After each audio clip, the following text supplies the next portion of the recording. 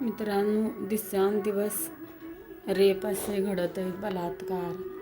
परवा पण एका मुलगीवर झाला, फोनवर पण दाखवत होते 3.5 वर्षाच्या. अशा नराधमांना फाशीची शिक्षा दिली पाहिजे, तर जिवंत जाळलं पाहिजे, तरच कुठेतरी हे जग सुधारेल, नाही तर काहीच होणार नाही. सगळ्या जनतेने मिळून त्यांना जाळून टाकलं पाहिजे. कानून हे काय कामाचं नाही, काय मदत पण करत नाही.